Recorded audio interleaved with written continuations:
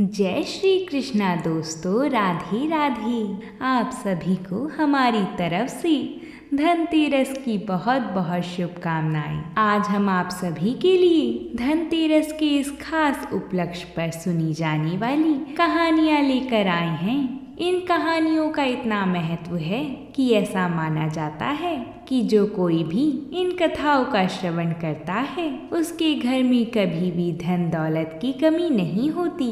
माता लक्ष्मी उसके घर में हमेशा विराजमान रहती हैं। आइए हम शुरू करते हैं धनतेरस की पहली पौराणिक कथा को।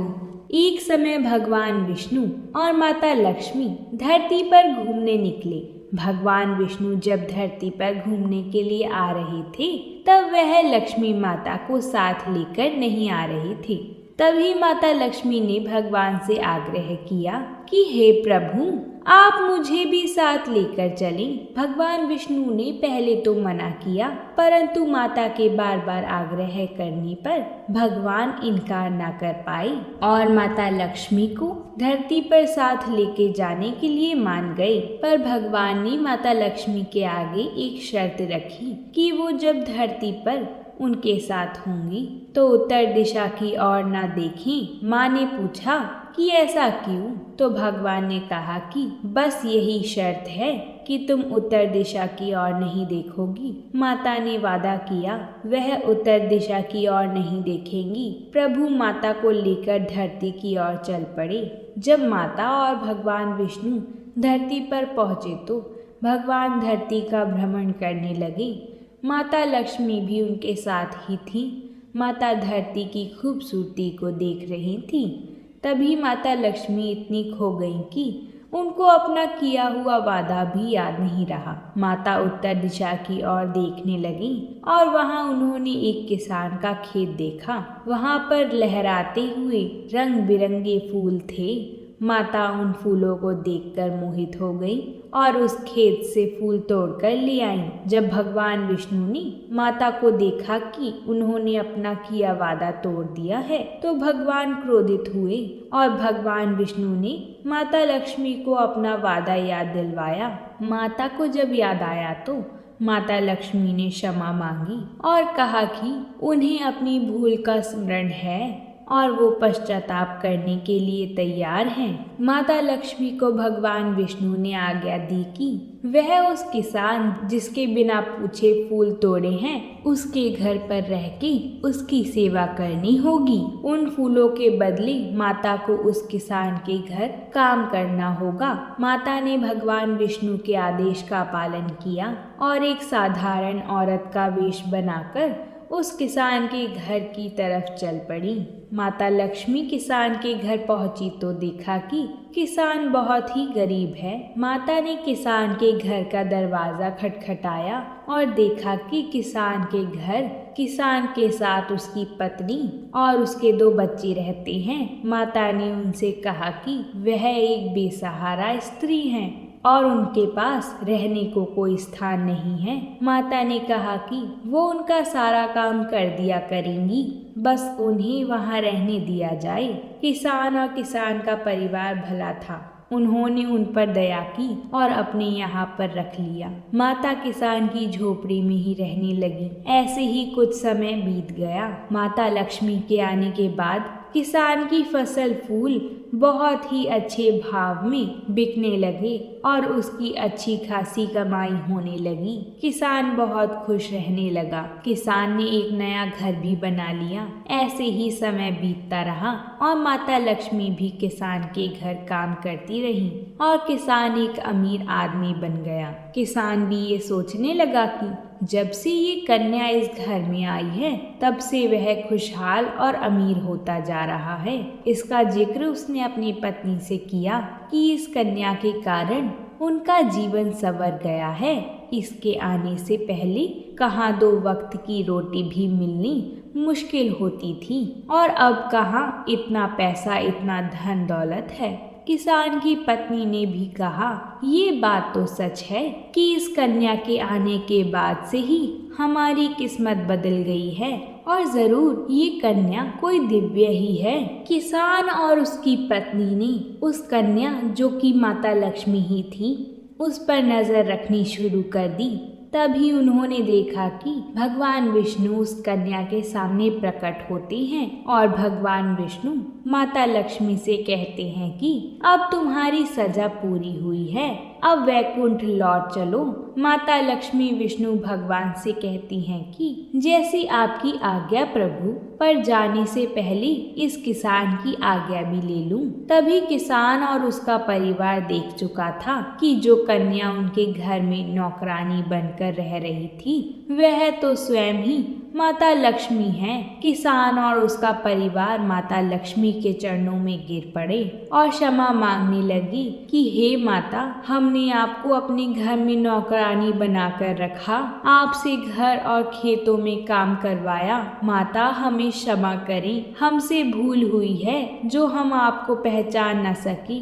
माता लक्ष्मी ने कहा, मैं तो तुम्हारे करुणा भाव से प्रसन्न हूँ। तो किसान का परिवार बोला, माता, आपने तो पहले ही हमें सब कुछ दिया है, अभी कुछ मांगने को बचा ही क्या है। अपने गोरे चरणों में हमें जगह दे दो माता। माता ने आशीर्वाद दिया और वैकुंठ की ओर भगवान विष्णु के साथ चली गई। माता लक्ष्मी जब भगवान विष्णु के पास पहुंची तो माता भगवान से कहती हैं कि प्रभु, आपके बिना जाने ऐसा हो ही नहीं सकता कि कुछ घटित हो जाए, तो फिर मेरा यूं पृथ्वी पे जाना, मुझसे भूल होना और उस किसान के घर रहना, ये सब आपकी माया ही थी ना प्रभु। भगवान विष्णु बोले, हे लक्ष्मी, ये किसान मेरा परम भक्त था, पर इसके पिछले कर्म के कारण मैं इसकी सहायता नहीं कर पा रहा था। हे लक्ष्मी, जीवन में कुछ भी ऐसे ही नहीं मिलता।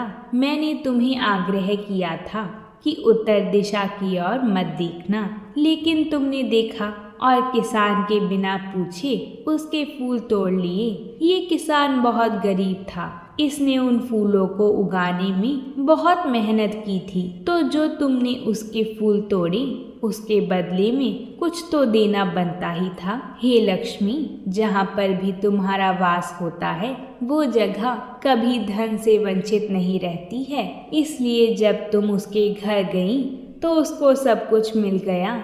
वो किसान गरीब से अमीर हो गया। इतना कहकर भगवान विष्णु अंतर्ध्यान हो गए। बोलिए माता लक्ष्मी की जय, भगवान विष्णु की जय। अब हम धनतेरस की दूसरी पौराणिक कथा को सुनते हैं। अगर आपने यहाँ तक कथा को सुन लिया है तो वीडियो को एक लाइक ज़रूर कर दें। आपके एक लाइक से हमें और कथाएं लाने का प्रोत्साहन मिलता है। और अगर आप हमारे चैनल पर नए आए हैं तो चैनल को सब्सक्राइब करके हमें सहयोग करें। प्राचीन समय की बात है कि एक बार यमराज जी ने अपने दूतों से पूछा कि प्राणियों के प्राण लाते समय तुम्हें कोई दुख नहीं होता? तुम्हारे मन में दया भाव उत्पन्न नहीं हुआ कि हमें प्राण नहीं लेने चाहिए? तो वह कुछ समय सोचकर बोली, नहीं महाराज, हमें दया भाव से क्या मतलब, हम तो बस आपकी आज्ञा का पालन करने में लगे रहते हैं। यमराज जी ने दोबारा पूछा तो उन्होंने बताया कि एक बार ऐसी घटना घटी कि जिसे सुनकर हमारा हृदय कांप उठा था। उन्होंने बताया कि एक बार एक राजकुमार के विवाह के चौथे दिन ही उसके प्राण लेने पड़े थे, तो हमें दुख हुआ था। तो यमराज जी ने कहा, पूरी बात बताओ। तो दूत ने पूरी बात विस्तार से सुनाई। उन्होंने बताया कि एक बार हंस नाम का राजा खेलते खेलते पड़ोसी राज्य की सीमा में पहुंच गया। भूखा प्यासा राजा हंस पड़ोसी राज में हेमराज के यहाँ पहुंचा। हेमराज ने राजा हंस का बहुत स्वागत किया। उसी दिन हेमराज के घर एक पुत्र का जन्म हुआ। राजा हेमराज ने हंस के आने को शुभ माना और कुछ दिन उसको वहीं रहने का आग्रह किया। पुत्र होने की खुशी में 5 दिन बीत गए थे तो राजा ने एक पूजा करवाई जिसमें कुछ विद्वान पंडित भी शामिल थे। जब पूजा चल रही थी तो कुछ विद्वान पंडितों ने यह भविष्यवाणी की कि जब राजकुमार की शादी होगी तब शादी के चौथे दिन ही उस राजकुमार की मृत्यु हो जाएगी। यह सुनकर सभी लोग बहुत दुखी हुए। यह सुनकर राजा हंस ने हेमराज को राजकुमार की रक्षा का वचन दिया। उसने राजकुमार के रहने की व्यवस्था यमुना के तट पर की। वह यमुना तट की गुफा में ही बड़ा हुआ। एक दिन संयोग से ही महाराज हंस की बेटी यमुना तट के आसपास घूम रही थी। उसने राजकुमार को देखा तो वह उस पर मोहित हो गई। उनकी बात हेमराज को पता चली तो उसने अपने पुत्र का विवाह राजकुमारी से करा दिया। विवाह के चौथे दिन ही राजकुमार मर गया। उसको अपने प्राण हरने पड़े। अपने पति की मृत्यु देख वो नवविवाहित कन्या बिलक बिलक कर रोने लगी। उसका करुण विलाप सुनकर हमारा हृदय कांप उठा था। हमने जीवन में कभी ऐसी जोड़ी नहीं देखी थी। उसके प्राण लेते समय हम अपनी आंसुओं को नहीं रोक सके। यह सुनकर यमराज जी ने कहा कि क्या करें, हमें विधि के विधान का पालन करना ही होता है। हमें विधि के विधान अनुसार उसकी मर्यादा निभाकर ऐसा कार्य करना ही होता है। उसी समय एक यमदूत ने बड़ी उत्सुकता पूर्वक यमराज जी से पूछा कि कोई ऐसा उपाय नहीं है क्या कि किसी प्रकार अकाल मृत्यु से बचा जा सके। इस पर यमराज जी ने बताया कि हाँ, उपाय तो है। उन्होंने बताया कि धनतेरस के दिन यमुना में स्नान करके यमराज और धन्वंतरी जी का पूजन दर्शन पूरी विधि विधान के अनुसार करें और संध्या काल के समय दीपक भी जगाएं और हो सके तो यह व्रत भी रखें। जिस घर में यह पूजन होगा उस घर में कोई भी अकाल मृत्यु नहीं होगी। धनतेरस के दिन भगवान धन्वंतरी जी की भी पूजा की जाती है। कार्तिक कृष्ण त्रयोदशी के दिन भगवान धन्वंतरी जी हाथों में अमृत कलश लेकर प्रकट हुए थे। पौराणिक कथा के अनुसार एक समय असुरों की शक्ति इतनी बढ़ गई थी कि उन्होंने देवताओं को सताना प्रारंभ कर दिया था। परेशान देवगण भगवान विष्णु की शरण में पहुँचे, जहाँ विष्णु जी ने समुद्र मंथन की योजना बनाई। देव व दैत्य दोनों ने मिलकर समुद्र मंथन किया, जिसके फलस्वरूप समुद्र से 14 रत्न निकले, जिसमें लक्ष्मी जी, कौस्तुभमणि, कल्प वृक्ष, मदिरा, अमृत कलशधारी भगवान धन्वंतरी जी, अप्सरा, उच्चैश्रवा घोड़ा, विष्णु जी का धनुष, पांचजन्य शंख, विष, कामधेनु गाय, चंद्रमा और ऐरावत हाथी शामिल थे। समुद्र मंथन से सबसे पहले हलाहल विष की प्राप्ति हुई, जिसे भगवान शिव ने अपने कंठ में धारण किया। इसी प्रकार एक के बाद एक समुद्र से 14 रत्न निकले। अमृत प्राप्ति का श्रेय भगवान धन्वंतरी जी के भाग्य में था। हाथ में आयुर्वेद शास्त्र, वनस्पति औषधि व अमृत के लिए रत्न आभूषण व वनमाला से सुसज्जित भगवान धन्वंतरी जी समुद्र से प्रकट हुए थे। अमृत का कलश देख देव व दैत्यों दोनों प्रसन्न हुई। चालाक दैत्यों ने अमृत के कलश को झपट लिया था। तभी भगवान ने विश्व मोहिनी माया का स्वरूप धारण कर राक्षसों को मोहित कर उन्हें मदिरा में ही व्यस्त कर दिया। इधर मौका पाकर देवताओं ने अमृत पान कर लिया, जिससे वे अतुल शक्ति संपन्न व अमर हो गए और दैत्यों पर विजय हासिल की। गरुड़ पुराण के अनुसार एक बार महायोगी नारद जी भगवान विष्णु जी के पास गए और अनेक व्याधियों से ग्रस्त प्राणियों के निरोग होने का उपाय पूछा। तब विष्णु जी ने कहा, मैं इंद्र से आयुर्वेद को प्राप्त कर धन्वंतरी अवतार में सभी लोगों को स्वस्थ बना दूंगा। कहती हैं कि धनतेरस के दिन धन्वंतरी देव की पूजा करने से वे प्रसन्न होते हैं और अपने भक्तों के आर्थिक संकटों को दूर करते हैं। भगवान धन्वंतरी जी की पूजा करने से व्यक्तियों के जीवन में कभी भी धन दौलत की कमी नहीं रहती। भगवान धन्वंतरी को आयुर्वेद का जन्मदाता माना जाता है, इसलिए इनकी पूजा करने से न केवल स्वास्थ्य लाभ मिलता है बल्कि कई रोगों से भी छुटकारा पाया जा सकता है। भगवान की पूजा अर्चना से सुख समृद्धि और सौभाग्य की प्राप्ति होती है।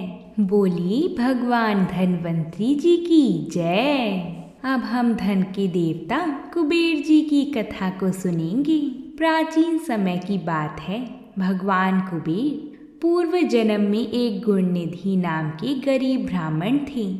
बचपन में उन्होंने अपने पिता से धर्मशास्त्र की शिक्षा ली थी, लेकिन गलत संगत में आने के कारण उन्हें जुआ खेलने और चोरी की लत लग गई। गुणनिधि की इन हरकतों से परेशान होकर उनके पिता ने उन्हें घर से बाहर निकाल दिया था। घर से निकाले जाने के बाद उनकी हालत दयनीय हो गई थी और वह लोगों के घर जाकर भोजन मांगने लगे थे। एक दिन गुणनिधि भोजन की तलाश में गांव-गांव भटक रहे थे, लेकिन उन्हें उस दिन किसी ने भोजन नहीं दिया। इसके बाद गुणनिधि भूख और प्यास से परेशान हो गई। भूख और प्यास के कारण गुणनिधि भटकते भटकते जंगल की ओर निकल पड़ी। जंगल में उन्हें कुछ ब्राह्मण भोग की सामग्री ले जाते हुए दिखाई पड़े।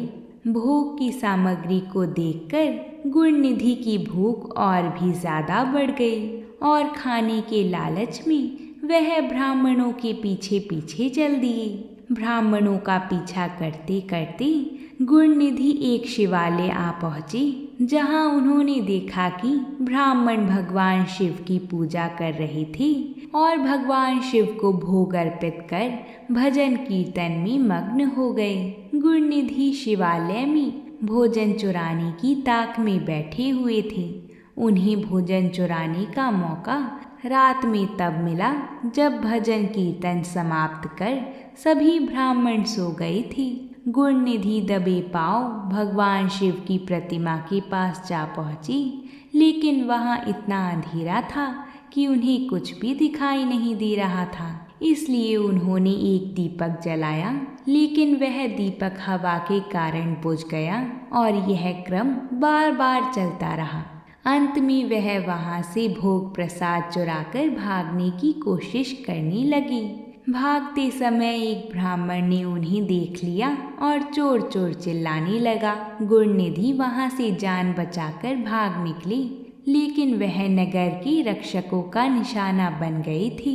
भोजन चुराकर भागते समय गुणनिधि की मौत हो गई, लेकिन अनजाने में उनसे महाशिवरात्रि के व्रत का पालन हो गया था, जिसके कारण वह उस व्रत के शुभ फल के हकदार बन गए थे। अनजाने में महाशिवरात्रि के व्रत का पालन हो जाने की वजह से गुणनिधि अपने अगले जन्म में कलिंग देश के राजा बने। अपने इस जन्म में गुणनिधि भगवान शिव के परम भक्त हुए थे। वह सदैव भगवान शिव की भक्ति में खोई रहती थी।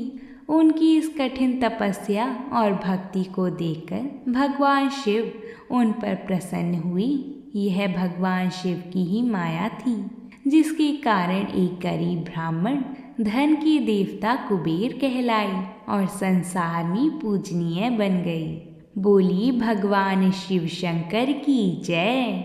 बोलिए भगवान कुबेर जी की जय। अगर आप सभी ने इन कथाओं का श्रवण पूरा भक्ति भाव से किया है तो कमेंट बॉक्स में जय लक्ष्मी माता ज़रूर लिखिएगा। साथ ही अगर वीडियो अच्छी लगी हो तो वीडियो को लाइक और हमारे चैनल को सब्सक्राइब ज़रूर करिएगा। हम आप सभी के लिए ऐसी ही त्योहारों से जुड़ी कथाएं लाते रहते हैं। तो प्रेम से बोलिए जय लक्ष्मी नारायण।